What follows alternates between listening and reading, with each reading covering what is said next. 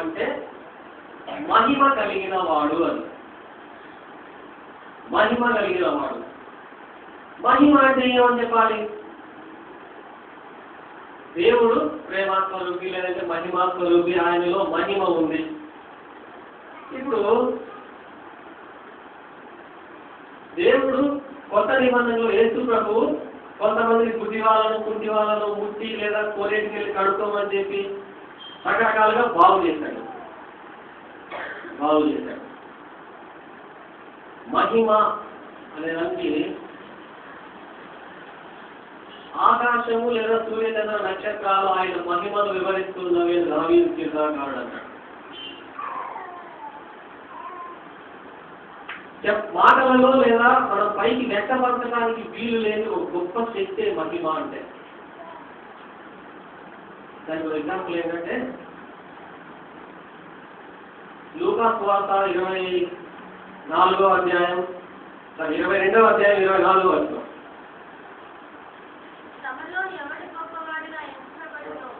34 చదవమ్మా. 34వ వచనం. పేతురు నీవు నన్ను ఎరుగనని కుమారు చెప్పు వరకు నేడు కోడి పోయదు. 60వ వచనం అదే అధ్యాయం.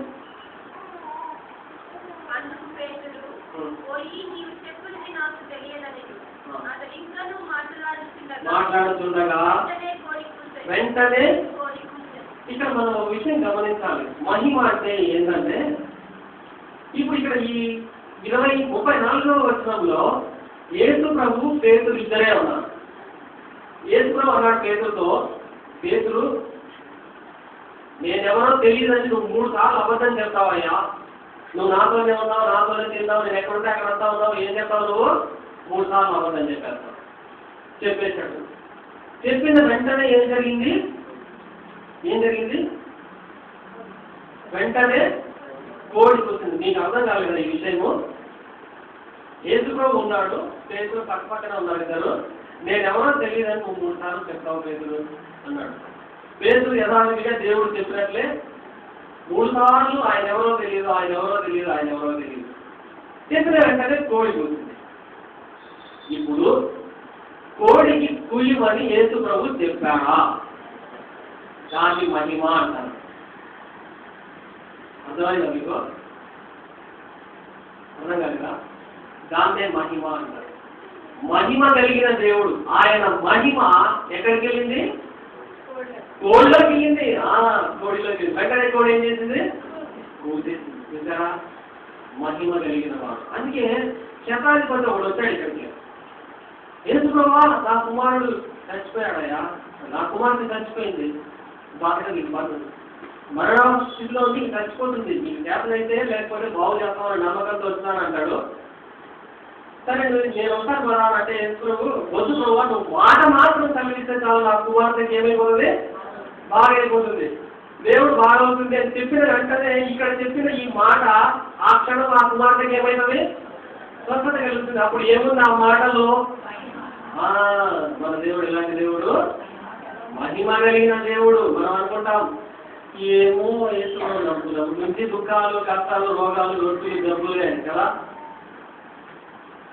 ఈ వాక్యము, సజీవ వాక్యము మన ప్రాణాలని బ్రతికిస్తుంది.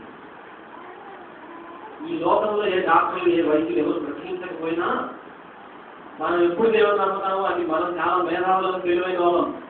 రచన రోగాలు, తలనొప్పులు ఏమన్నా అవి వచ్చినప్పుడు వెంటనే పరిగెత్తాం, హాస్పిటల్కి చూపించుకుంటాం, అప్పుడు బాగైందని వచ్చేస్తాం. దేవుడు కనపడ్డప్పుడు ఎందుకు కనపడ్డు? డబ్బులు ఉంటాయి, డాక్టర్ ఉంటాడు, బండి ఉంటుంది, అన్నీ ఉంటాయి, పోతాం హాయిగా పరిస్థితి పడుకుంటాం, ఏదో చేస్తారు, వచ్చేస్తాం కదా. అదే ఇంకా కొన్ని రోజుల్లో చచ్చిపోతాడు, మీరు తీసుకెళ్ళిపోండమ్మా, మీరు ఎందుకు ఆయన తీసుకెళ్ళిపోండి ఇంటికి అన్నారు. లేదు మీరు బతికిస్తారు డాక్టర్ గారు, మీరు ఇక్కడే పెట్టండి, చూడాల్సిందే తప్పకుండా అని చెప్పి అక్కడే పెడదాం అనుకోండి. ఒప్పుకుంటారా? ఒప్పుకోరు. అప్పుడు ఏం కలుగుతుంది మనకు? ఏం కలుగుతుంది అప్పుడు? అబ్బా చేసుకోవా ఇంక వెళ్ళిపోయి ఇంకేం లేదు కాబట్టి అప్పుడు ఇంక చివరిలో నిజం. అప్పుడు కూడా ఎలాంటి నమ్మి తప్పప్పుడు నువ్వు బాగు చేస్తావు ప్రభువా, నువ్వు నిజమైన ఇట్లా చెప్పము. అట్లా చెప్పకపోగా యేసు ప్రభువా నువ్వే నిజమైన దేవుడైతే, చెప్పేది మనము, నువ్వే నిజమైన దేవుడు అయితే నా బిడ్డ లేకపోతే నా భర్త లేదా నా భార్య నా పిల్ల ఏమైపోదు, చచ్చిపోదు, ఏమైతుంది, బ్రతుకుతుంది. ఇది మన విశ్వాసం.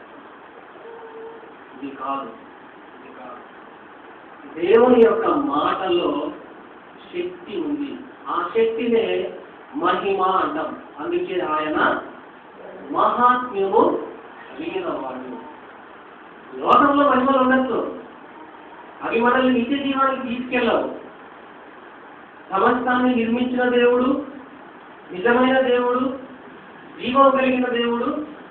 నాలుగోది ఇప్పుడు మహాత్మ్యము కలిగిన దేవుడు. ఇవన్నీ ఆయన మహిమ ద్వారానే కలిగినాయి, కలుగుతూ ఉన్నాయి.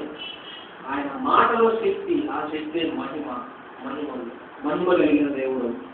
విశ్వాసం కలిగి ఉన్నాం. అందుకే యేసుప్రభు శిష్యులు ఒక దశలో అన్నారు కదా, యేసయ్యా మా విశ్వాసాన్ని వృద్ధి పొందించు అంటే, మా విశ్వాస పరిమాణాన్ని నువ్వు పెంచు ప్రభువా అన్నాడు.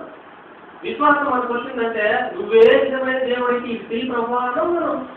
మనం ప్రభువా ఏం అనుమతించినా ఏది జరిగినా మాకు మేమే చేస్తాం, నీవే మహిమ తెచ్చుకుంటావు. నువ్వు మహిమ కలిగిన దేవుడు. నీ మహిమ ఈ కార్యం ద్వారా నువ్వు బయలుపరచుకో. ఈ స్థితిలో దేవుడు మనల్ని తెచ్చాడు.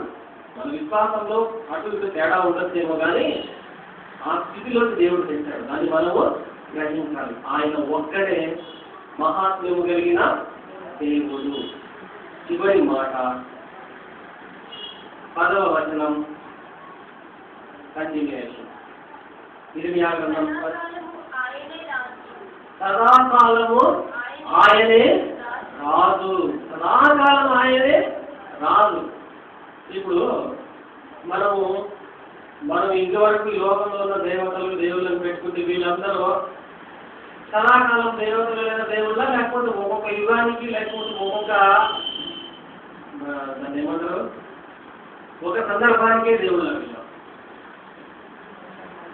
ఒక సందర్భానికి, ఇంకొంచెం ముందుకెళ్తే ఒక యుగానికి, లేదా సంవత్సరంలో ఒక రోజుకే, లేదా కొన్ని రోజులకు పరిమితం.